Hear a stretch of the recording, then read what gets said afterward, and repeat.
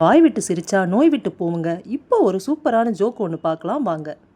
ஒரு நோயாளி டாக்டரை பார்க்க ஒரு ஹாஸ்பிட்டலுக்கு போனான். அப்போ அந்த டாக்டர்கிட்ட எனக்கு ரொம்ப வலி அப்படின்னு சொன்னான். அதுக்கு டாக்டர் எதனால் வலி அப்படின்னு கேட்டார். அதுக்கு நோயாளி சொன்னான், நான் ஒரு குதிரையை முழுங்கிட்டேன் டாக்டர் அப்படின்னு சொன்னான். அதுக்கு டாக்டர், ஓ அப்படின்னா நீ இங்கே வர வேண்டிய ஆள் தான், உள்ள ஒரு ரூமில் வந்து படு என்று அழைத்து போய் அவனுக்கு ஊசி போட்டு தூங்க வச்சார். அவன் வழியிலே சென்று அவனை குணப்படுத்தலாம் அப்படின்னு நினச்சாரு டாக்டர். அதுக்காக ஒரு உயிருள்ள ஒரு குதிரையை கொண்டு வந்து மருத்துவமனை வாசலில் கட்ட செய்தார்.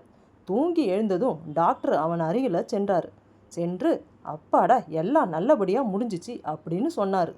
அதுக்கு நீங்கள் என்ன சொல்கிறீங்க டாக்டர் அப்படின்னு நோயாளி கேட்டான். அதுக்கு டாக்டர், நீ நிஜமாவே ஒரு பெரிய குதிரையை முழுங்கி இருக்குந்த, அதை ஆப்ரேஷன் செய்து வெளியே எடுத்துட்டோம். நல்ல வேலை, உடனடியாக நீ என்கிட்ட வந்ததால் பழச்சிக்கிட்ட, அந்த குதிரையும் பழச்சிருச்சு. அப்படியா டாக்டர், அந்த குதிரையை நான் பார்க்கலாமா அப்படின்னு நோயாளி கேட்டான்.